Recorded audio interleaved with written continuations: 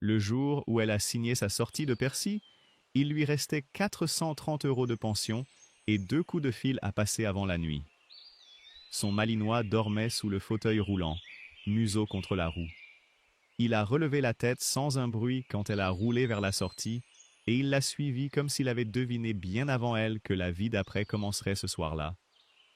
On lui a cédé pour 1 € un cabanon au-dessus d'un puits gelé, 2 hectares de friche, et le silence poli d'un notaire qui parlait sans la regarder.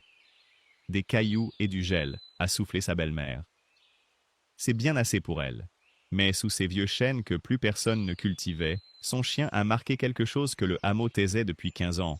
Et ce qu'elle a déterré au pied de ses racines a bouleversé bien plus qu'une truffière.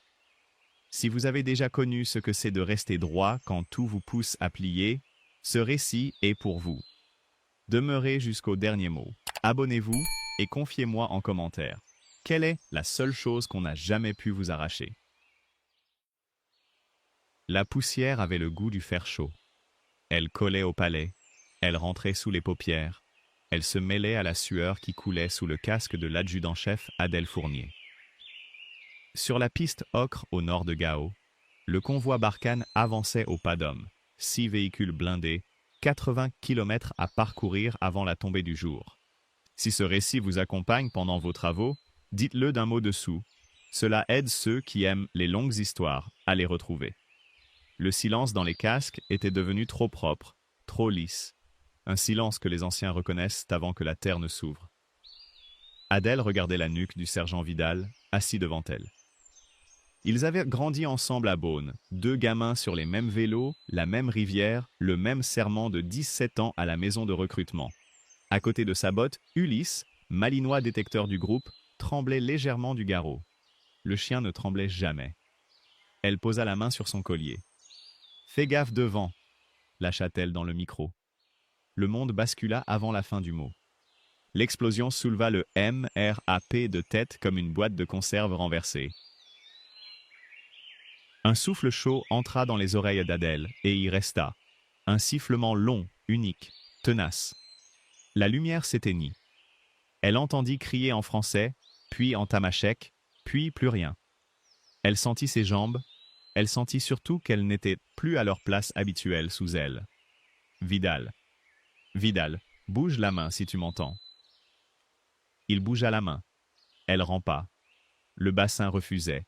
Alors elle utilisa les coudes, la manière qu'on lui avait apprise à Lavalbonne pour les cas où l'on n'a plus que ça. La fumée avait une odeur de plastique fondu et de sang, mêlée au parfum sucré du carburant qui prenait feu.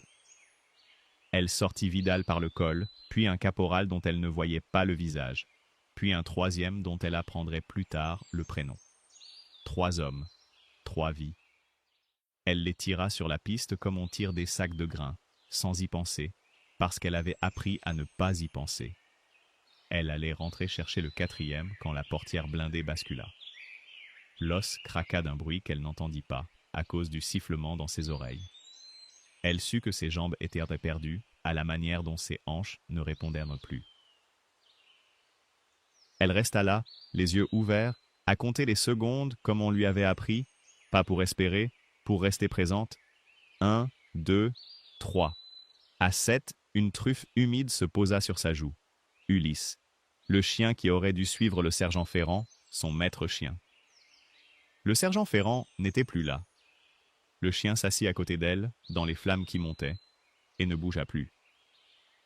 Elle mit la main dans le poil sale et laissa couler une larme, une seule, qui traça un sillon clair dans la poussière de sa tempe.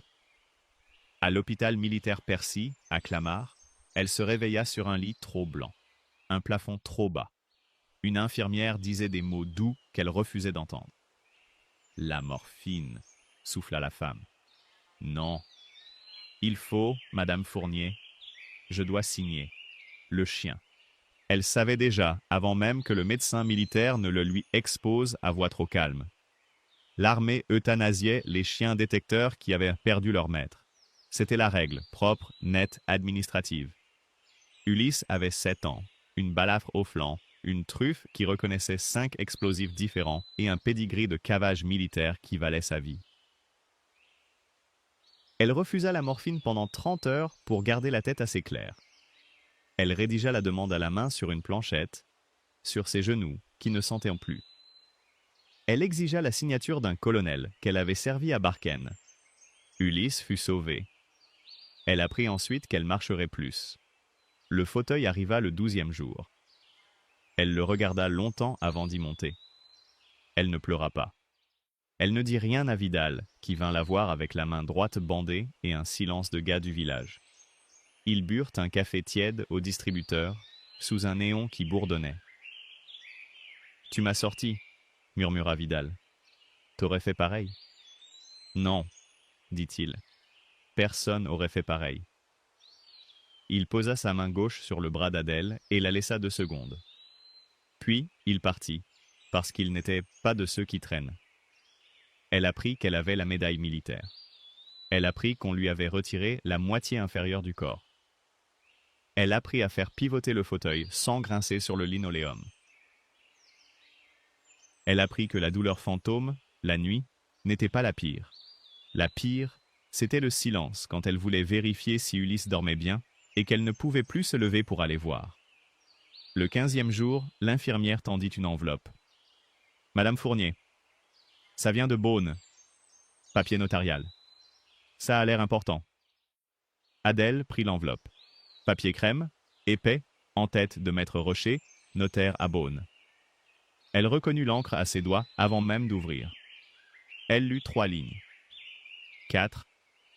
Son père était en soins palliatifs. Sabine, la seconde épouse, avait pris les choses en main. Et plus bas, une phrase qu'elle relut 3 fois.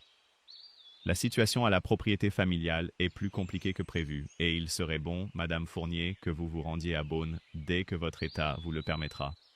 Ulysse, assis à côté du fauteuil, releva la tête. Sa truffe froide toucha la paume d'Adèle. Dehors, la nuit tombait sur Clamart. Une nuit d'hiver de banlieue avec ses lumières oranges. Elle plia la lettre en 2, puis en 4, et la posa sur ses genoux, qui ne sentiraient plus jamais rien. Le train pour Beaune sentait la vieille moquette et le café brûlé. Adèle avait le fauteuil calé dans l'espace prévu, un sac militaire à ses pieds, Ulysse sous la tablette, allongé sagement. Les vignes défilèrent derrière la vitre, taillées serrées, alignées comme une armée en repos.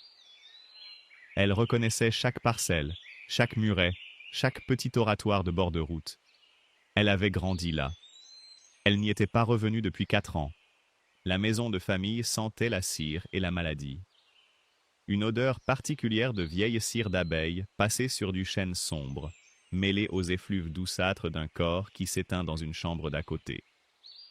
Sabine ouvrit la porte. Robe grise, mains croisées, visage composé pour les voisins qui devaient encore passer. « Adèle, tu as pu venir. »« Je suis venue. Ton père ne parle presque plus. » Elle entra. Le fauteuil racla le seuil.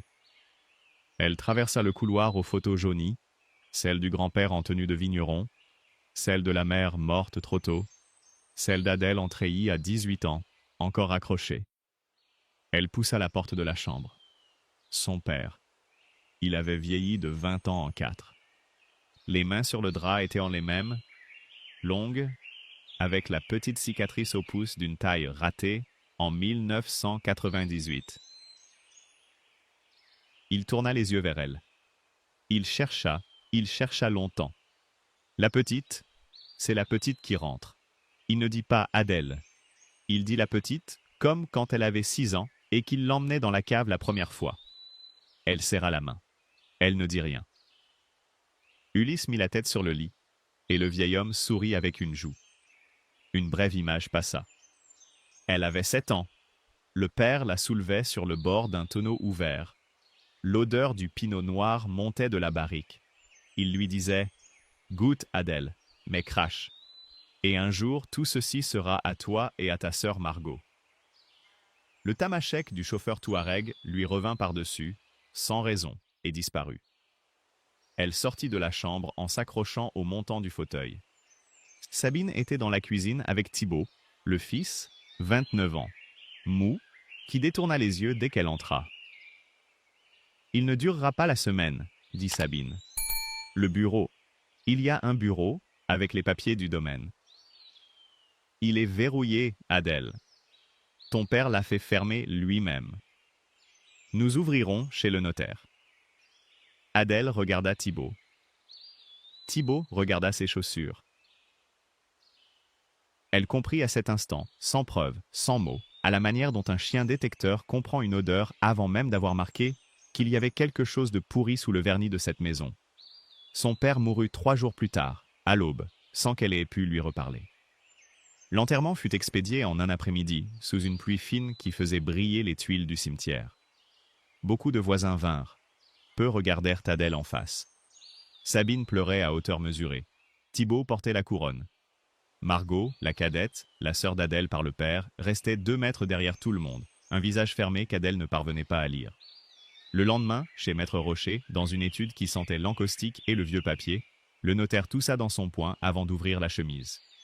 Le testament a été modifié récemment, 3 semaines avant le décès.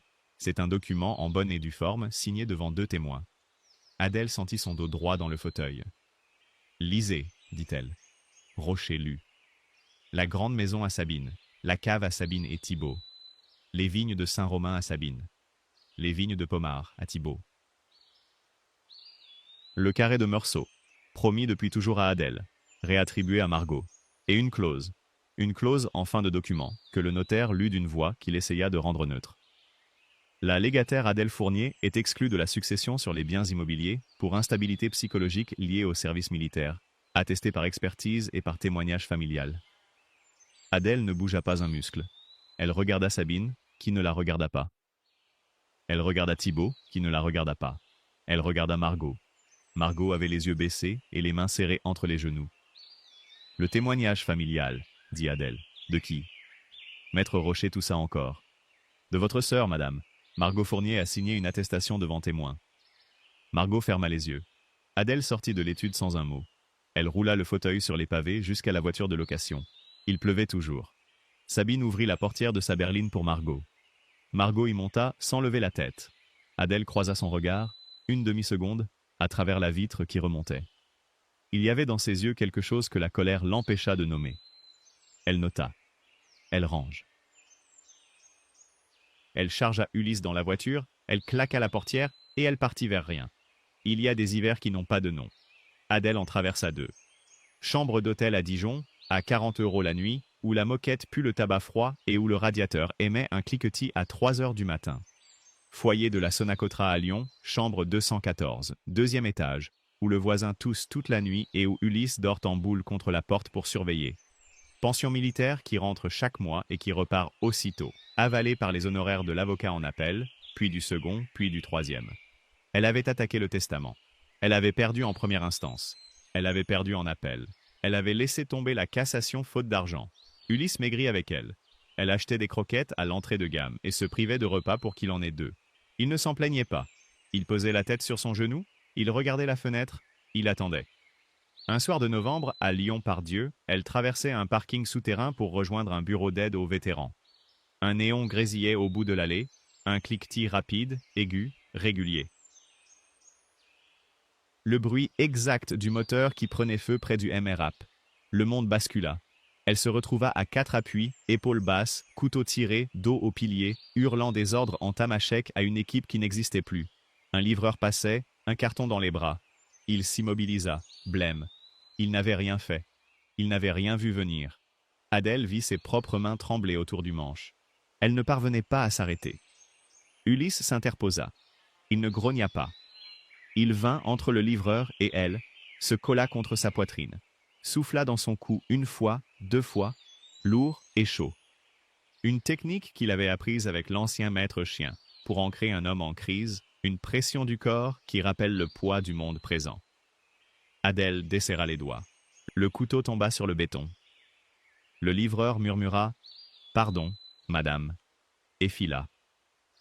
Elle resta là 15 minutes, front contre le poil d'Ulysse, à respirer par le nez comme on lui avait appris. Cette nuit-là, dans un foyer d'accueil pour vétérans à Villeurbanne, une bénévole nommée Simone, non, une autre Simone, sans importance ici, vint lui apporter une couverture. Elle vit qu'Adèle ne dormait pas, elle vit surtout le chien. Elle sortit un journal plié, un vieux numéro du Progrès qu'elle avait ramassé dans la salle commune. Regardez, Madame Fournier, il y a des mairies qui vendent des biens pour rien dans le Jura. Elles veulent des gens qui restent. J'ai pensé à vous. Adèle prit le journal. Elle chercha. Elle trouva la rubrique. Bien immobilier vendu à l'euro symbolique. Commune de Fontaine-Perdue, canton de Champagnole, cabanon de pierre et 2 hectares dont une ancienne truffière, sous condition de résidence de 3 ans minimum. La photo était floue. Un cabanon bas, un puits couvert d'une margelle en pierre grise, un champ en friche, quelques chênes centenaires que le vent d'hiver avait dénudés. Quelque chose se leva en elle. Un mouvement du ventre qu'elle n'avait plus ressenti depuis 4 ans. Elle ne l'aurait pas appelé espoir. Espoir aurait été trop grand. C'était une envie de main, une envie de terre sous la main. Elle appela la mairie depuis une cabine, le lendemain matin, parce qu'elle n'avait plus d'abonnement téléphonique. « Fontaine perdue, j'écoute », répondit une voix rocailleuse, une voix de vieil homme qui avait roulé sa vie sur des cailloux. Le bien du puits gelé. « Il est toujours à vendre. Il l'est. Je suis intéressé. Je suis vétéran. Je suis en fauteuil. Je viens seul avec un chien. » Un long silence. « Vous savez au moins ce qui s'est passé là-bas, ma petite dame ?» Adèle serra le combiné. Elle ne répondit pas tout de suite. Elle sentit qu'il ne parlait pas du terrain, ni du climat, ni du fauteuil. « Je viendrai voir, cette semaine. Prenez de bonnes chaussures. Ou plutôt, prenez de bons pneus. » Il raccrocha. Elle acheta un billet de train pour Champagnole le soir même. Ulysse, dans le hall du foyer, se leva sans qu'on lui dise rien, comme s'il avait compris avant elle qu'il partait. La neige tombait en gros flocons paresseux quand elle descendit du taxi à 3 kilomètres de Fontaine-Perdue. Le chauffeur avait refusé la dernière côte. La Peugeot n'avait plus assez d'adhérence sur le chemin blanc. Il avait haussé les épaules et posé le sac dans la neige. Elle avait payé, sans discuter. Elle avait sorti le fauteuil tout-terrain qu'elle avait acheté d'occasion à un régiment. Grosse roue crantée, cadre renforcé, poignée de manœuvre. Le froid mordit ses joues. Il faisait -6. Ulysse, cherche. Le chien partit devant, truffe au rat, à ouvrir la piste dans la neige fraîche. Elle roula 800 mètres à la seule force des bras, souffle blanc dans l'air blanc, le sac militaire coincé sous les jambes mortes. La montée était rude. 2 fois, elle s'arrêta, main posée sur les cuisses qu'elle ne sentait pas, à souffler. Un corbeau passa dans le ciel. Le silence, ici, n'avait rien à voir avec celui de Gao. Ce silence-ci sentait la fumée de bois, le sapin humide, la vieille pierre. La mairie était un cube de pierre grise à un étage, drapeau tricolore délavé au-dessus d'une porte de chêne. Un homme attendait sur le perron. Grand, sec, 79 ans, casquette basse, une main dans la poche, l'autre tenant un thermos qui fumait. Antoine Berger. Il n'avança pas d'un pas. Il la regarda arriver. Il regarda ses mains sur les roues. Il regarda ses yeux. Il regarda le chien. Il attendit qu'elle soit à 3 mètres. « Vous avez la mâchoire de ceux qui ont vu, dit-il. Ça ira. » Adèle Fournier. Berger. Antoine. Café. Il lui tendit un gobelet en fer blanc rempli d'un café noir. Elle prit, elle but. Il était trop fort et trop chaud, et c'était exactement ce qu'il fallait. Ulysse s'assit à côté du fauteuil, comme à la parade. « Vous avez fait où ?» dit Antoine, sans point d'interrogation. « Barkhane, Mali, vous. Indochine, dans la Delta. 54. Sergent. On y va, la clé est chez la boulangère. » Il descendit du perron. Il ne proposa pas d'aide pour le fauteuil. Adèle nota le détail et l'apprécia comme une politesse. Ils traversèrent la place. 3 maisons, une fontaine gelée dont le nom donnait celui du hameau originel avant l'orthographe moderne. Un panneau bois indiquant l'église romane. Fontaine perdue, 62 habitants. Un chat sortit d'un tas de bois et repartit. La boulangerie sentait la farine et le comté. Colette Duval, 62 ans, tablier bleu, cheveux courts et gris, regarda Adèle entrer et son visage se ferma d'un coup. Elle tendit la clé du puits gelé à Antoine sans un mot, en évitant de croiser le regard de la nouvelle venue. « Je prendrai une miche, » dit Adèle, « et 2 comtés. »« On n'a plus que du semi-complet, » marmonna Colette. « Ça ira. » Colette enveloppa le pain sans un sourire. Elle jeta la monnaie sur le comptoir, elle ne mit pas la main. À une cliente qui entrait, elle lâcha à voix haute, dos tourné à Adèle mais fort pour qu'elle entende « Encore une qui vient jouer à la fermière et qui repartira au printemps quand la neige aura fait son travail. » Adèle prit le pain. Elle sortit. Le froid était moins mordant que le comptoir.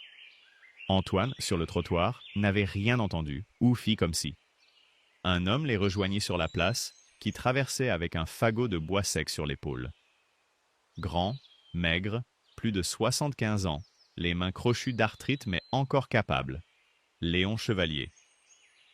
Il posa le fagot dans le fauteuil, à côté du sac d'Adèle, sans lui demander la permission, ni lui poser de questions, comme un service dû. Pour ce soir. Le poil du puits, il tire mal quand le vent est nord. Merci. Il regarda Ulysse. Longuement. Trop longuement pour un homme qui regarde un chien pour la première fois. Un beau chien. Il sait chercher, celui-là. Adèle inclina la tête. Elle ne demanda rien. Elle sentit que ce vieux savait quelque chose sur les chiens qu'elle ne s'attendait pas à trouver ici. Ils remontèrent le chemin blanc. Le cabanon apparut derrière un mur de pierre sèche. Il était plus petit qu'elle ne l'avait cru, plus beau aussi. Toit de tuiles rouges lourdes, murs de pierre calcaire taillés à la main, une porte basse de chêne noircie. À 20 mètres, la margelle du puits, coiffée d'une plaque de fer forgée, gelée dure. Autour, le champ des chênes. Elle les compta d'un regard. 11 grands chênes pubescents, 90 ans peut-être, alignés selon un ordre qui n'était pas naturel, plantés, à distance égale, par une main qui savait ce qu'elle faisait. Antoine ouvrit la porte. Il ne lui tendit pas la clé, il la posa sur la table intérieure. Bois dans la remise.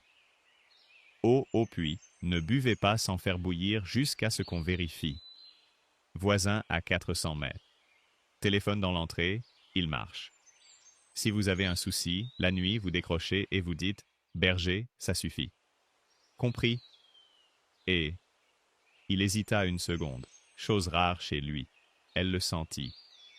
Le puits est gelé 9 mois sur 12. Il porte bien son nom. Ne cherchez pas à savoir tout de suite. Fontaine perdue vous racontera ce qu'il faut, à son rythme. Il sortit. Ulysse renifla les coins, la cheminée, le rebord de la fenêtre, le pied de la table. Adèle roula jusqu'au centre de la pièce. Elle regarda autour d'elle. 2 pièces, un poêle en fonte, une pierre déviée, une échelle en bois qui montait vers un grenier bas. Ces meubles se résumeraient à ce sac militaire et à ses 2 comtés. Elle se sentit, pour la première fois depuis 4 ans, à l'endroit exact où elle devait être. Puis, elle vit l'objet sur la table. Elle ne l'avait pas remarqué en entrant. Antoine ne l'avait pas mentionné. Il n'était pas là par hasard. Un vieux couteau à truffe, manche en corne polie par des mains anciennes. Lame courte et courbée, rouillée mais fonctionnelle. Posée bien au centre de la table de bois, comme un message, la rouille était fraîche par endroits. Comme si quelqu'un l'avait sortie d'un endroit sec récemment, l'avait manipulée et laissée là pour qu'elle le trouve. Ulysse s'approcha, renifla le manche, recula d'un pas. Ses oreilles se plaquèrent contre son crâne, une seconde. Puis il se remit debout. Adèle prit le couteau. Il pesait le poids exact de la question qu'elle ne s'était pas encore posée à voix haute. Pourquoi la commune avait laissé cette terre en friche pendant 15 ans? Pourquoi le maire avait dit qu'elle porte bien son nom et qui, cette nuit ou la précédente, était entré chez elle avant elle? Le poêle refusait de tirer. Adèle avait déjà nettoyé le conduit à la lampe frontale, gratté la suie du bas, remonté 2 fois le feu. À chaque flambée, la fumée refoulait dans la pièce en lourdes volutes grises qui piquaient de la gorge. La température intérieure avait chuté à -4. Ses doigts, engourdis, n'obéissaient plus qu'à moitié. Ulysse, couché sur la couverture, plié dans un angle, la suivait des yeux sans bouger. Elle finit par comprendre. Un nid d'étourneaux abandonné, 3 étages plus haut dans le boisseau. Elle roula sous le conduit, empoigna un vieux crochet trouvé dans la remise, força vers le haut. Le nid céda dans une pluie de brindilles et de suie qui lui tomba dans les cheveux. Elle rit une seconde, une seule. Un petit rire sec qui l'étonna elle-même. Le feu prit d'un coup. Les bûches de Léon craquèrent, chantèrent, envoyèrent leur chaleur bienfaisante dans la pièce basse. Elle mangea du pain de Colette et du comté à la lueur du foyer. Ulysse eut sa part. Elle regarda la nuit tomber par la petite fenêtre à volets. La neige s'était remise à tomber, plus fine, régulière, la neige d'une nuit qui allait durer. Elle s'installa sur le matelas de camp qu'elle avait tiré près du poêle. Elle laissa le couteau à truffe sur la table, exactement comme elle l'avait trouvé. Elle voulait voir si quelqu'un reviendrait le chercher. Elle s'endormit vers minuit, une main sur le collier d'Ulysse. À 2h07, un bruit clair, sec, métallique, un claquement de fer contre la pierre. Le seau du puits. Le vent avait dû décrocher la vieille corde et le seau en fer blanc claquait contre la margelle. 5 claquements espacés. Puis le silence. Puis encore 3. Le cerveau d'Adèle bascula à Gao. Elle n'eut pas le temps de reconnaître ce qui se passait. Elle se retrouva à plat ventre sur le carrelage froid, coudes en avant, main cherchant un fusil qui n'était plus là, hurlant en tamashek, les ordres qu'elle criait à son équipe touareg à l'entrée d'un village, une voix étrangère qui sortait d'elle et qu'elle ne contrôlait pas. Ses jambes ne suivaient pas parce qu'elle n'avait plus de jambes. Son corps ne comprenait pas, se cognait contre le pied de la table, contre le fauteuil renversé. Ulysse fut sur elle en 3 secondes. Il connaissait cette scène. Ce n'était pas la première. Il pesait 28 kilos et il utilisa chacun d'eux. Il monta sur sa poitrine, plaqua ses pattes de chaque côté du cou, plongea la truffe dans le creux de sa clavicule et souffla, un souffle chaud, régulier, profond. Il ne bougea plus. Il attendit qu'elle sente son poids. C'était la méthode du sergent Ferrand, ancrer un homme en crise par le corps du chien, lui rendre la conscience de son propre corps par le poids d'un autre corps vivant. Adèle sentit la truffe humide. Elle sentit le poil. Elle sentit l'odeur du chien qu'elle connaissait par cœur, une odeur de pain sec et de terre. Elle sentit le poids sur ses côtes. Elle ferma les yeux. Elle compta. 1, 2, 3. À 7, sa respiration se réaligna sur celle d'Ulysse. À 12, elle put dire son propre prénom à voix basse. À 20, elle put dire Ulysse, gentil, Ulysse. Elle resta au sol 3 quarts d'heure. Elle regarda le plafond bas, avec ses solives noircies par 100 hivers de fumée. Elle pensa au sergent Ferrand. Elle pensa qu'elle ne l'avait jamais remercié à voix haute pour cette méthode d'ancrage. Elle pensa qu'elle n'aurait plus l'occasion. Elle pensa que le chien, lui, avait retenu. Elle finit par se hisser sur le matelas. Elle laissa le fauteuil renversé jusqu'au matin parce qu'elle n'avait plus la force. Ulysse dormit contre elle, tête sur son épaule, un œil ouvert. Au petit matin, il neigeait toujours. Elle entendit un pas sur le gravier, léger, prudent. Un pas de femme âgée. Elle ne bougea pas. Elle laissa le pas s'approcher, s'arrêter devant la porte, poser quelque chose sur le seuil, et repartir. Le pas ne frappa pas. Le pas ne parla pas. Le pas s'éloigna dans la neige. Quand elle ouvrit, il y avait une gamelle en fente noire, couverte d'un torchon à carreaux rouges. Une soupe. Épaisse, aux poireaux et aux pommes de terre, une soupe de vieille femme qui sait ce qu'elle fait. Il y avait un morceau de pain de la veille. Il n'y avait pas de mots. Ce n'était pas Colette. Colette n'aurait pas su cette recette-là, aux poireaux blanchis à part et aux pommes de terre rissolées avant l'eau. Antoine, plus tard dans la matinée, croisa Adèle à la fontaine. « Ma femme, dit-il simplement. Simone. Elle ne parlera pas. Elle laissera la soupe. Pourquoi? Parce que son frère est mort à Kaobang. Elle sait à quoi ça ressemble. Un soldat qui rentre. Il ne s'attarda pas. Il repartit. Adèle emporta la gamelle. Elle mangea la soupe.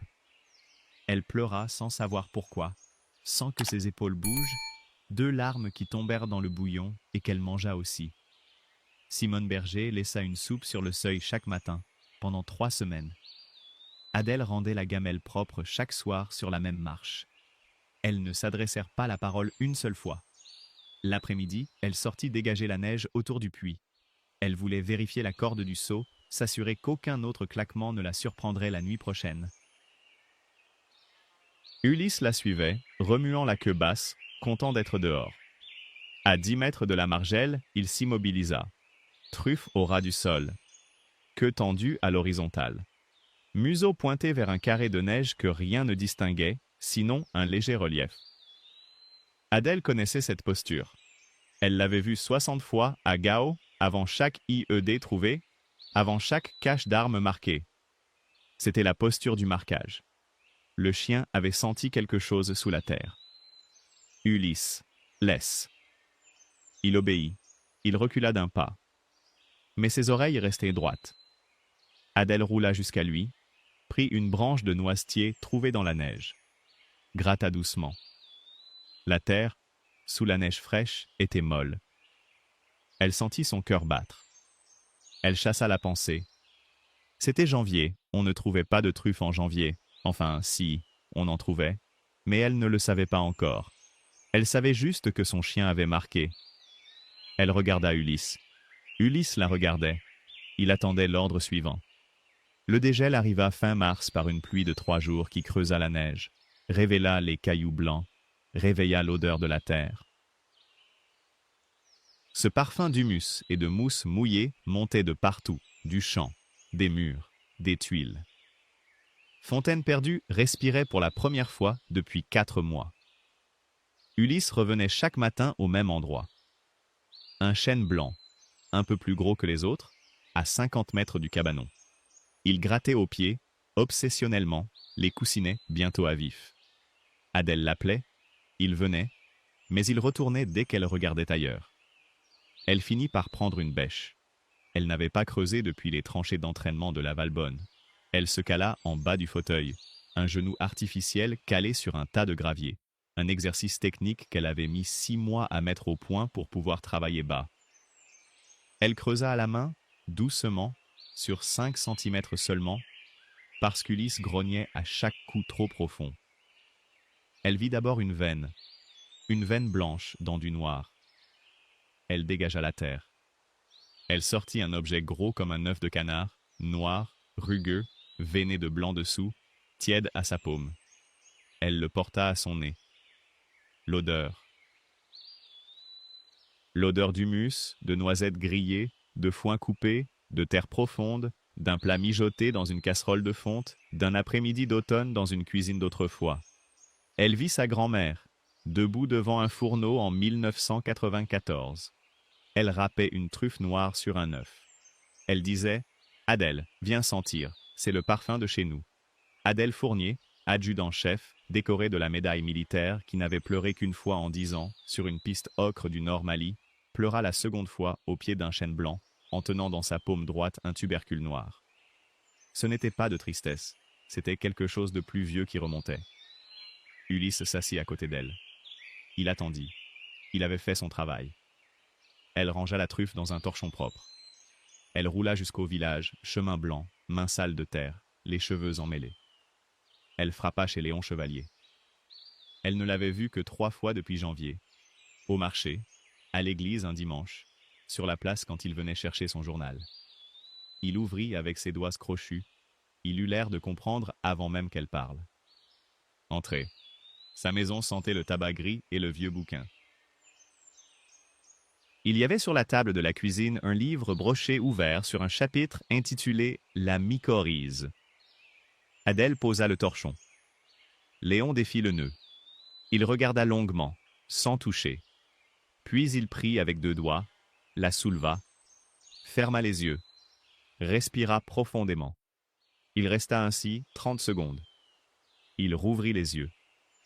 Ils étaient humides. « Tuber melanosporum », dit-il d'une voix cassée. « Vous en avez trouvé combien ?»« 1. Ulysse en marquerait 20 de plus si je le laissais faire. » Léon reposa la truffe sur le torchon. Vous ne le savez pas encore, mais vous marchez sur la truffière de mon cousin Raymond. » Elle attendit. Il se rassit lentement dans son fauteuil de bois. Il regarda la fenêtre, le rideau à carreaux qui tremblait dans le courant d'air. Raymond Chevalier. Il avait planté les chênes en 32, tout jeune, sur les conseils d'un truffier de Grozon. 90 ans, ces arbres. Il en a soigné les brûlés toute sa vie. Il a récolté un peu, jamais beaucoup. Il n'était pas un homme d'argent. En 2009, il est mort. Chute dans son puits, un matin de novembre. Il avait 67 ans. Il était solide comme un chêne. Mais bon, une chute, ça arrive. Ça arrive, répéta Adèle sans y croire. La commune a racheté la terre en dessous du prix, faute d'héritier direct. Le champ est resté en friche 15 ans. Personne n'a compris pourquoi les chênes avaient été laissés en paix quand tout le reste avait été démoli. Personne n'a compris non plus pourquoi le maire précédent, avant Antoine, a fait revendre pour 1 euro symbolique. Antoine, quand il a repris, il a mis une clause de résidence de 3 ans. Pour trouver quelqu'un qui reste. Pour trouver quelqu'un qui voit. Il regarda Adèle en face. Vous êtes ce quelqu'un. Le chien vous a mené. La truffe vous a répondu. C'est bien, mais il y en a un que ça ne va pas arranger. Qui? Ravel? Château Ravel? Vallée voisine? Vigneron. Il a passé 15 ans à racheter tout ce qui bordait cette parcelle. 15 ans qu'il tourne autour. Le jour où il apprend qu'il y a de la truffe sortie de cette terre, il va se manifester. Adèle rangea le torchon. Elle se sentit, pour la première fois depuis un temps qui n'avait pas de nom, en mission. Une mission civile, tranquille, mais une mission. Elle rentra au puits gelé à travers la reculée, la lumière basculée, dorée, sur les êtres. Elle passa devant un vieil oratoire de pierre, elle salua d'un signe de tête sans savoir qui. Le soir, elle nettoyait le poêle quand Ulysse gronda. Un grondement bas, du fond de la gorge, celui qu'il ne faisait jamais sans raison. Adèle roula à la fenêtre. Sur le chemin blanc, à 50 mètres du portail, une camionnette grise, phares éteints, moteur qui tournait au ralenti. On distinguait la silhouette d'un homme au volant, une silhouette immobile, patiente. Ulysse aboya une fois, un aboiement dur, court. La camionnette remit les phares. Elle repartit lentement. Elle ne freina pas. Adèle eut le temps de voir la plaque avant que la nuit ne l'absorbe. Département 21. La Côte d'Or. Beaune. Chez elle, dans sa vie d'avant, dans l'ombre de Sabine et de Thibaut, dans un monde qu'elle croyait avoir quitté pour toujours. L'apprentissage commença un matin de début avril, sous un ciel de traîne où le vent du Revermont poussait des nuages blancs à toute allure. Léon vint frapper avec un sécateur, une paire de gants trop grands, et un vieux carnet à couverture noire dont les coins étaient râpés par 50 ans de poche. « La taille douce, dit-il. On commence par ça. Vous coupez le mort, vous respectez le vif. Vous ne touchez pas au brûlé. Le brûlé, c'est le rond nu autour du chêne, où l'herbe ne pousse plus. C'est la mycorhize qui vit là-dessous, elle brûle l'herbe avec ses molécules. Vous marchez pas dessus, vous roulez pas dessus, vous n'y jetez rien. C'est le ventre du champignon. Adèle nota mentalement. Elle apprit à repérer les brûlés. Elle apprit la mouche truffière, cette petite mouche jaune qui pond au-dessus des truffes mûres et qu'on suit à l'œil un matin sans vent. Elle apprit à lire le sol calcaire de la reculée, à reconnaître les cailloux qui indiquent la bonne couche de tuf. Léon parlait par paragraphes courts, avec des pauses de 3 respirations entre les phrases, comme s'il pesait chaque mot avant de le lâcher. Ulysse, lui, avait plus vite compris que sa maîtresse. Adèle adapta les commandes militaires. Le mot « cherche » remplaça pour Ulysse la commande de détection d'explosifs. Le mot « marque » remplaça « site signal ». Le mot « laisse » resta « laisse ». Elle rajouta un mot nouveau, « noir », qui voulait dire « truffe ». Ulysse, en une semaine, distinguait la noire de la brûlée brumale, moins chère, et de la muscat inutile pour le marché de qualité. C'était pour elle un miracle silencieux. Le chien redevenait utile. Elle redevenait utile. Elle sortait le fauteuil chaque matin. Elle avait fait poser par Léon 2 planches sur la marche du seuil pour la descente. Elle roulait dans le champ des chênes en s'aidant d'un bâton de marche pour les endroits mous. Ulysse la précédait, marquait, revenait s'asseoir. Elle creusait à la main, avec un vieux couteau à truffe, celui trouvé sur la table, en janvier, dont ni Léon ni Antoine n'avaient pu ou voulu lui dire d'où il venait. Elle finissait par penser qu'il avait appartenu à Raymond. Elle en prit soin. Fin avril, Léon jugea le lot suffisant pour un premier marché. 2,3 kg, en tout, dans un cajot de bois qu'il lui prêta. Marché contrôlé de Champagnole, samedi matin, 6 heures. Il l'accompagna. Antoine leur avait proposé sa vieille estafette.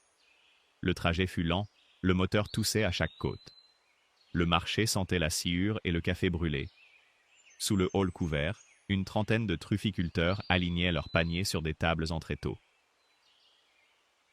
Un contrôleur en blouse blanche passait, sondait chaque truffe, écartait les brûlales rangées avec les mélanos, expulsait sans discussion. C'était sérieux. Adèle en tremblait un peu, ce qui l'agaça. Elle n'avait pas tremblé sous les balles, elle tremblait devant un cajot de champignons.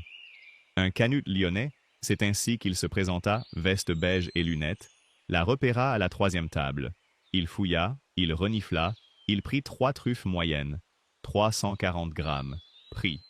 900 € le kilo, dit Adèle, la voix qu'elle réservait aux ordres. 700. 800. Cage de bois compris.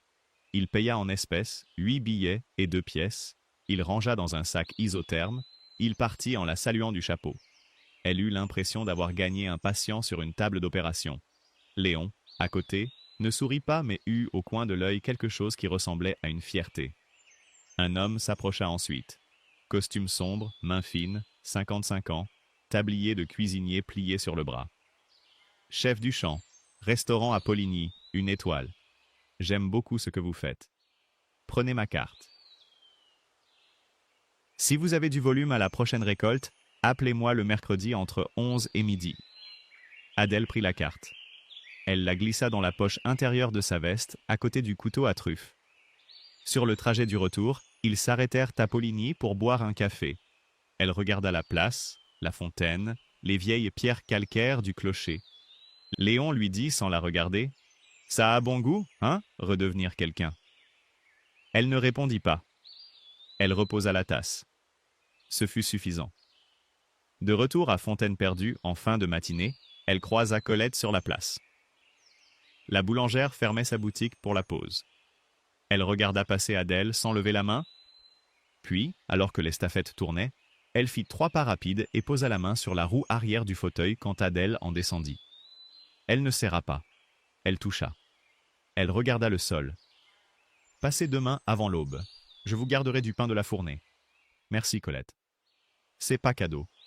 Je marque à l'ardoise. »« D'accord. » Colette s'éloigna.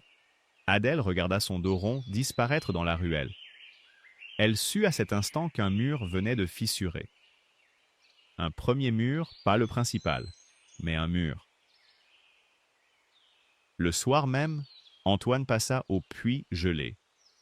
Il apportait une bouteille de vin jaune, qu'il posa sans un mot sur la table, à côté du couteau ancien. Il s'assit sur le banc. Il tira de son manteau une enveloppe Kraft. Fournier. Faut que vous voyiez ça. Je vous l'aurais donné plus tôt. J'ai attendu que vous soyez d'aplomb. Il sortit une photo. Papier jauni, dents de scie sur les bords. Un vieux cliché de 2009, année écrite au dos au crayon. On y voyait un corps allongé au pied d'un chêne, jambes tordues. Raymond Chevalier. Cheveux gris, veste marron, mains crispées sur une petite pelle à truffes.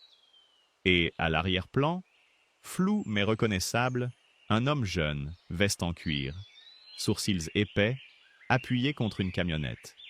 Un homme d'une trentaine d'années à l'époque. Aujourd'hui, on lui donnait la 60aine. C'est qui? Vous ne l'avez pas encore rencontré. Vous le rencontrerez. Antoine appuya son index sur le visage jeune. Henri Ravel. À l'époque, il commençait juste à racheter des parcelles autour. Il n'était pas là par hasard le matin où on a trouvé Raymond. Il a dit à la gendarmerie qu'il passait par là. La gendarmerie a écrit passer par là dans le procès verbal. Personne n'a creusé plus loin.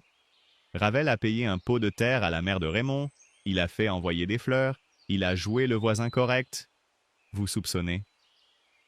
Je soupçonne rien, dit Antoine. J'ai une photo. Une photo, c'est un fait. Ce que vous en faites, c'est vous qui voyez. Il se leva. Il posa la photo sur la table à côté du couteau. Il sortit sans dire au revoir. À la porte, il se retourna quand même. Il va venir. Bientôt. Faites gaffe à ce que vous signez, à ce que vous buvez et à ce qu'il caresse votre chien. Il partit. Adèle regarda longuement la photo à la lueur du poêle. Ulysse renifla le papier, ses oreilles se plaquèrent une demi-seconde, comme à la vue du couteau en janvier. Elle rangea la photo dans la poche intérieure de sa veste, à côté de la carte du chef du champ. Il arriva 4 jours plus tard, un après-midi de mai, ciel bleu franc, brise du Revermont sur les collines. Une berline sombre s'arrêta devant le portail. Un homme en descendit. Costume gris propre, chemise blanche ouverte sur une chaîne discrète, chaussures cirées. 68 ans, mais dos droit. Cheveux courts et blancs, un sourire préparé. « Henri Ravel, dit-il en tendant la main par-dessus le portail. Votre voisin de la vallée, en quelque sorte. Château Ravel, à 7 kilomètres à vol d'oiseau. » Adèle roula jusqu'au portail. Elle ne serra pas la main. Elle inclina la tête. « Fournier. »« Je sais. Bienvenue en Jura, Madame Fournier. Vous permettez que j'entre 3 minutes ? Je vous écoute d'ici. » Il sourit sans que le sourire monte aux yeux. Ulysse, à côté du fauteuil, ne grondait pas. Il ne remuait pas la queue non plus. Il regardait Ravel comme il regardait un objet suspect à Gao avant marquage. « Je vais être direct, Madame Fournier. Ces terres, ce cabanon, ce champ, ce n'est pas fait pour une personne dans votre situation. La truffière est ancienne. Elle demande 10, 15 ans avant de produire correctement. Le puits est capricieux. Il gèle mal. Il faut le curer chaque année. L'hiver ici est rude. Je vous propose 40 000 €. Net. Cash. Vous repartez dignement, vous investissez en ville, vous vous refaites une santé. Non. Écoutez, une femme seule, handicapée, dans un pays qu'elle ne connaît pas. J'ai dit non. Le sourire tomba. Le visage se ferma d'un coup, comme un volet en été. Il posa la main sur le portail, très calme. « Madame Fournier, j'ai racheté 6 parcelles autour de cette vallée en 15 ans. Toutes, sauf celle-ci. Je ne fais pas dans le sentimental. Je propose une fois, je propose 2 fois, et ensuite je laisse la vie faire son travail. La vie fait beaucoup de choses aux gens seuls dans des endroits isolés. »« Ulysse, » dit Adèle. Le chien avança d'un pas. Ravel eut un tressaillement fugace de la mâchoire. « Réfléchissez, Madame Fournier. 40 000. C'est mon dernier prix. Bonne journée. » Il remonta en voiture. Il partit.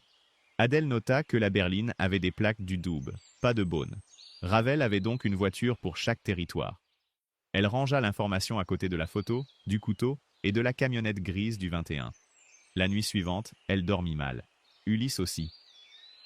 Vers 3h15, il se leva brusquement du tapis, oreilles dressées, un grognement bas dans la gorge.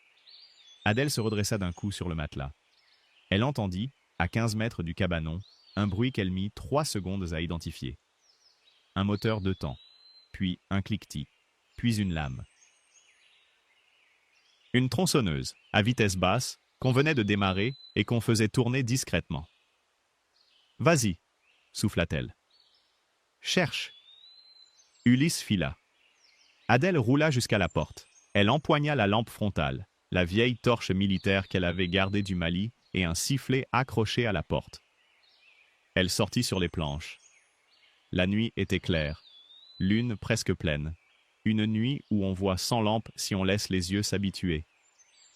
Elle vit d'abord la silhouette qui fuyait vers le bas du champ, vers la haie, vers un scooter qu'elle entendait maintenant. Elle vit ensuite les chênes. 3 chênes. 3 grands chênes du champ, ceux qui produisaient le mieux, entaillé à la tronçonneuse à hauteur de racine, sur toute la circonférence, à 5 cm de profondeur. La saignée était nette, propre, faite par une main qui savait. 3 blessures qui condamnaient les arbres à mourir en 2 saisons. Pas d'un coup, doucement, comme on tue quelqu'un sans trace. Elle cria « Ulysse !» La forme sombre courait vers la haie. Ulysse la rattrapa juste avant la trouée. Adèle entendit un choc, un cri d'homme, un froissement de branches. Puis un jappement bref, un jappement qu'elle connaissait par cœur, le jappement de douleur d'Ulysse au moment où quelque chose l'avait touchée. Elle roula à toute vitesse dans les allées de la truffière, cognant contre les cailloux, mains à vif sur les caoutchoucs des roues. Elle appela 2 fois. À la 3e, Ulysse répondit. Un aboiement qui venait d'un peu plus près. Il revenait. Elle vit sa silhouette dans la clairière, trottant en boitant, une chose sombre dans la gueule. Il déposa au pied d'Adèle un morceau de tissu épais, un pan de manche de veste noire, avec une manchette en nylon renforcée, arrachée net au poignet. Il y avait dessus une trace sombre, du sang, pas le sien, du sang de Mordufray. Puis Ulysse s'effondra sur le côté, doucement, sans plainte. Sur son flanc gauche, à 15 cm de sa cicatrice de Gao, une entaille propre, longue de 7 cm, saignait dans le poil. Une lame de couteau qui avait glissé au moment où il attaquait. Adèle ne prit pas de temps. Elle déchira sa manche de chemise, elle pressa. Elle appela Antoine sur la ligne interne, berger. Chien blessé. Route ouverte pour Champagnole, tout de suite. Elle entendit l'estafette démarrer au village en moins de 3 minutes. Le vétérinaire, à Champagnole, était un homme court sur pattes, l'air maussade, mais des mains fines. Il travailla 20 minutes en silence. Il sortit avec le chien recousu, 16 points, tête basse, mais debout. Il a eu de la chance. 1 centimètre à droite, la lame prenait l'artère. Il va boiter 2 mois. Pas de course, pas de saut. Repos, reprise progressive. Adèle porta Ulysse dans l'estafette. Il pesait ses 28 kilos, elle ne les sentit pas. Antoine conduisit. Ils rentrèrent dans le noir. Sur le parking du vétérinaire, sous l'essuie-glace de l'estafette, Antoine trouva un mot.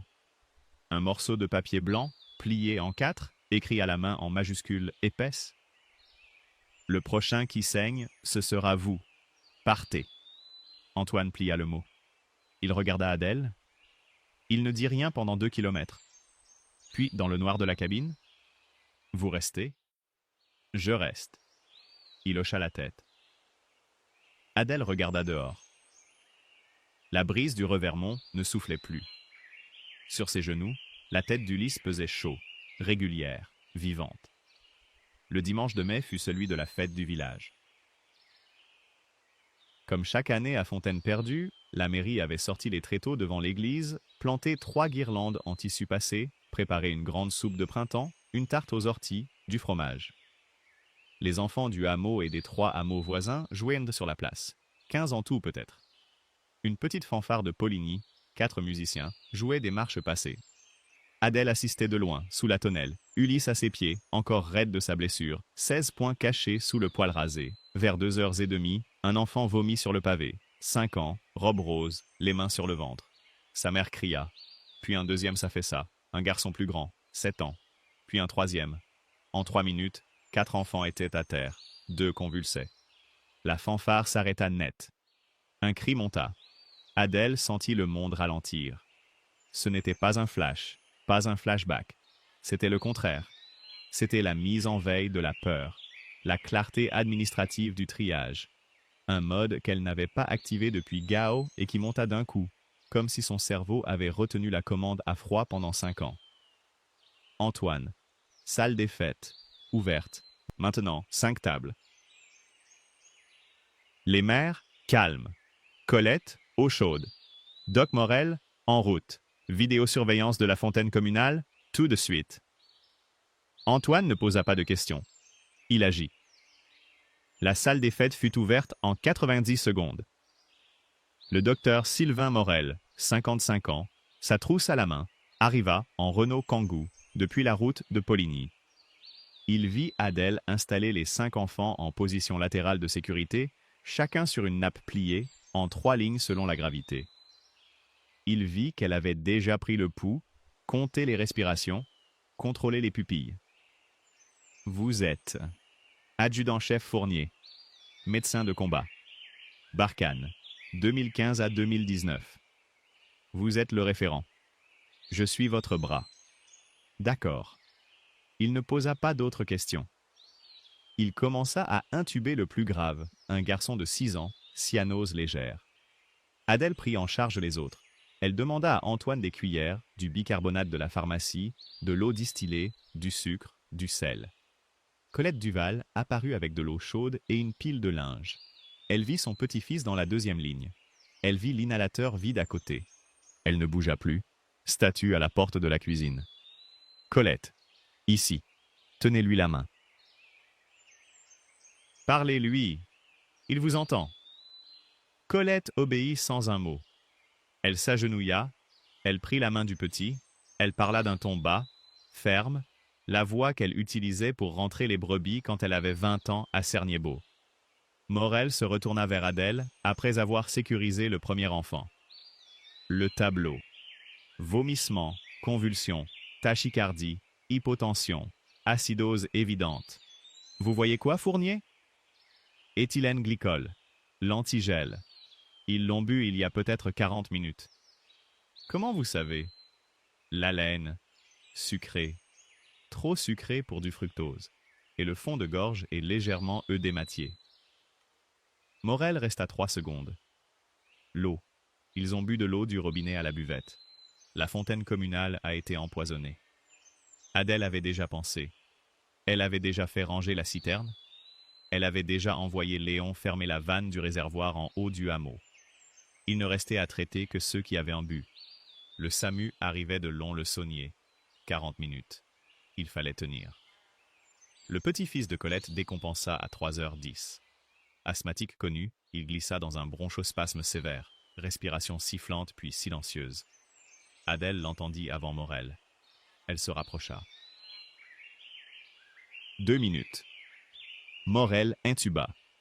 Adèle prépara une seringue d'adrénaline dans le tiroir médical d'urgence de Morel, dose pédiatrique, calculée mentalement, main ferme. Elle injecta en intramusculaire dans la cuisse, puis elle prépara une 2e seringue, bicarbonate en intraveineuse lente, pour compenser l'acidose. 3 minutes de silence, la salle en apnée. Puis un sifflement. Puis une inspiration. Le petit reprit couleur. Colette se plia en 2 sans un cri. Sa main serrait toujours celle de l'enfant. Le SAMU arriva à 3h57. 2 véhicules, une équipe de 6, tri complet. Morel prit le premier réanimateur à part et lui parla 3 minutes. Le réanimateur revint vers Adèle et lui tendit la main. « Beau travail, madame. On aurait perdu 2 enfants, peut-être 3. » Adèle serra la main sans répondre. Elle ne parlait plus. Elle ne pouvait plus. Elle sentit ses mains qui commençaient à trembler. Elle serra la roue du fauteuil pour que ça ne se voie pas. Le brigadier de la gendarmerie de Champagnole vint parler à Antoine. Morel se tourna vers eux et dit très clairement, la voix qui portait dans toute la salle, « Sans l'adjudant-chef Fournier, on avait 3 morts. » Colette se releva. Elle traversa la salle. Elle vint jusqu'au fauteuil d'Adèle. Elle ne dit rien. Elle se pencha. Elle mit les 2 bras autour des épaules d'Adèle. Une seule fois, 2 secondes. Elle serra fort. Elle se redressa. Elle repartit vers son petit-fils. Elle n'avait pas prononcé un mot. Adèle regarda le plafond blanc et ne cligna pas des yeux pour que rien ne sorte. Elle se tourna vers Ulysse. Le chien n'était plus à ses pieds. Il s'était levé pendant l'agitation, malgré les poings fraîchement recousus, malgré la boiterie. Il avait quitté la salle des fêtes sans se faire remarquer. Il était sorti sur la place. Il avait mis la truffe au sol. Il avait cherché. Adèle roula à la porte.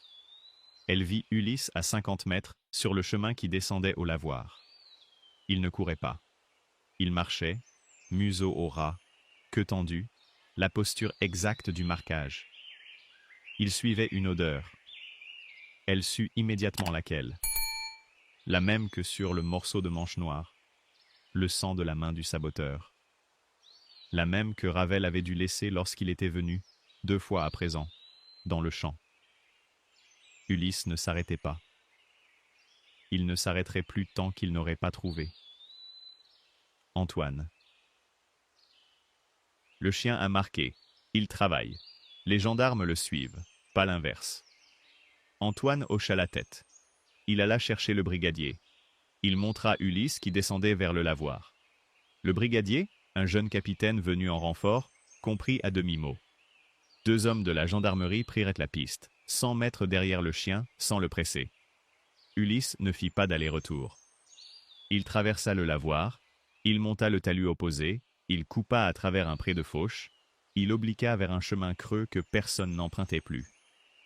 Il s'arrêta enfin devant un vieux cellier troglodyte, à flanc de coteau, une porte de bois pourrie fermée d'un cadenas.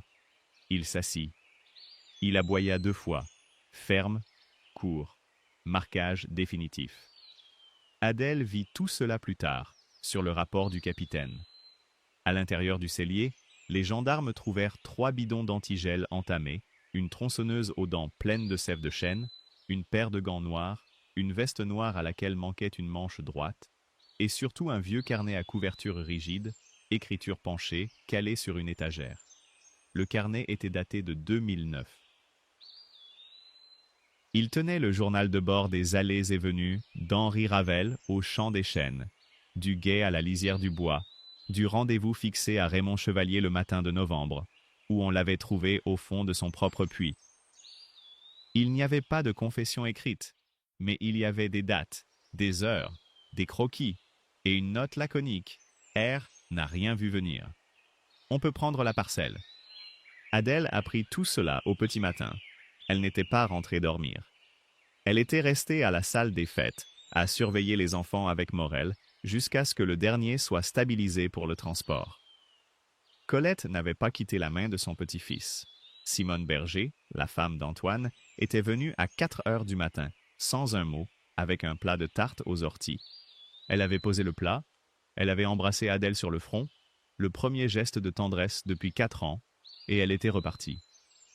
À l'aube, la gendarmerie interpella Henri Ravel à Château Ravel. Il était en train de nettoyer un couteau à truffe à l'évier du chai. Il avait la main droite bandée. Il ne résista pas. Il eut ce sourire préparé qui n'atteignait plus les yeux. Il dit une seule chose à l'officier de police qui le menotta. « Vous n'avez rien. Nous avons un carnet, monsieur Ravel. » Il ne répondit plus. Il fut conduit à la brigade de Champagnole. Le procureur de Lons-le-Saunier ouvrit une information judiciaire dans la journée pour tentative d'empoisonnement, sabotage de plantation et rouverture du dossier de la mort de Raymond Chevalier de 2009. Les gendarmes qui saluaient à peine Adèle en janvier passèrent au puits gelé, 6 mois plus tard, pour recueillir sa déposition. Ils lui firent le salut militaire quand ils repartirent. Adèle sut à cet instant que quelque chose s'était retourné dans l'ordre du monde. Le conseil municipal se réunit en juin. Antoine, sans grand mot, proposa la création d'une coopérative de trufficulture communale. Léon fut nommé président d'honneur. Colette, à sa propre surprise, fut élue trésorière. Elle savait compter, elle avait tenu la boulangerie seule pendant 20 ans. Elle avait le respect du village.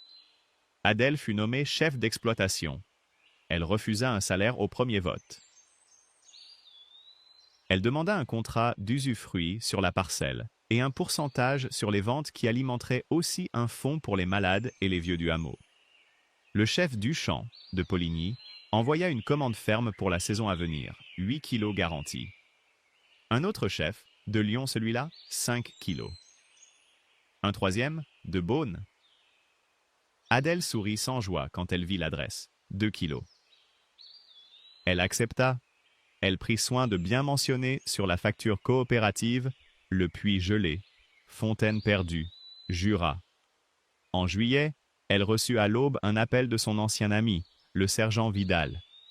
Il était rentré à la vie civile, gendarme à Dijon. Il avait entendu parler de l'affaire. Il avait ri au téléphone, un rire chaud, un rire qu'elle n'avait pas entendu depuis Gao. « Fournier, tu ne changeras jamais. »« J'espère bien. Quand tu veux, je monte. » J'apporte du saucisson. Quand tu veux. Elle raccrocha. Elle sortit sur le seuil du puits gelé. La brise du Revermont soufflait doux, chaude. Elle sentait le foin. Ulysse dormait contre la pierre du puits, dans l'ombre. Sa cicatrice de mai avait cicatrisé propre. Elle regarda ses chaînes. Elle en compta 11. 3 étaient blessés. Les entailles de la tronçonneuse. Léon avait dit qu'ils tiendraient s'ils étaient soignés à la cire de propolis avant l'hiver. Elle les soignerait. Un après-midi de septembre, la lumière basse du Jura tombait en oblique sur le champ des chênes. Adèle ramassait quelques sions à la main. Ulysse trottait à distance. Léger, retrouvé. Une petite voiture s'arrêta devant le portail. Un modèle bon marché, immatriculé dans le Doubs. Une femme en descendit.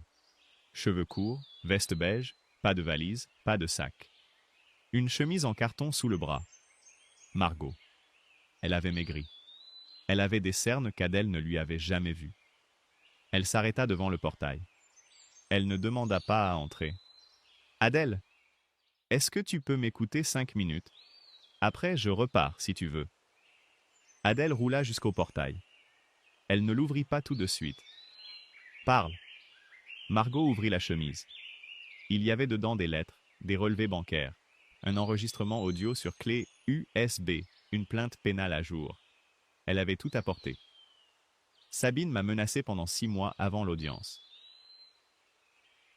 Elle m'a dit que si je ne signais pas l'attestation, elle dirait à Thibaut ce que j'avais fait à 16 ans. Thibaut, il aurait pu s'en servir contre moi devant les tribunaux. J'étais lâche, Adèle. Je te demande pas pardon. Je te demande juste d'utiliser ça. Il y a de quoi rouvrir la succession. Il y a peut-être de quoi te rendre le carré de Meursault. Adèle prit la chemise. Elle ne l'ouvrit pas. Elle regarda le visage de sa sœur qu'elle n'avait pas vu de près depuis presque 5 ans. Il y avait dans ses yeux quelque chose qu'elle avait entrevu à Beaune. Une demi-seconde à travers une vitre de berline qui remontait, pas de la trahison. De la panique. De la panique d'une gamine restée gamine. Tu as où pour dormir? Un hôtel à Champagnole. Il y a une chambre à l'étage. La chambre est petite. Tu resteras 3 jours pour que je réfléchisse. Après, on verra. Margot cligna des yeux. Elle ne s'y attendait pas. Elle voulut parler, ne trouva pas les mots. Elle hocha la tête. Adèle roula jusqu'à la vieille murgère qui séparait le champ du chemin. Elle se hissa sur le muret, à moitié, comme elle avait appris à le faire depuis avril, en s'aidant des mains. Margot s'assit à côté d'elle. Ulysse vint. Il posa la tête sur les genoux d'Adèle, ses genoux qui ne sentaient rien, mais qui portaient bien un chien. Elles ne parlèrent pas pendant longtemps. La lumière basculait sur les êtres du bas, dorés, presque orange. Une buse cria au-dessus de la reculée. En bas, dans le hameau, une porte claqua chez Colette. On entendit un rire d'enfant, le petit-fils, Remy, qui jouait dehors. Adèle pensa à ce qu'Antoine lui avait murmuré, en janvier, sur le perron gelé de la mairie, ce jour où il l'avait vu arriver sur le chemin blanc, poussant ses roues à la seule force des bras. Ici, la terre reconnaît toujours les siens. Il faut juste lui laisser le temps de dégeler. Elle laissa la phrase remonter. Elle la garda pour elle. Elle passa la main sur la tête d'Ulysse. Il eut ce petit soupir de chien fatigué qui a bien travaillé sa journée. La brise du Revermont sécha une trace humide sur la joue d'Adèle qu'elle n'avait pas remarquée. En dessous, le puits gelé n'était plus tout à fait gelé.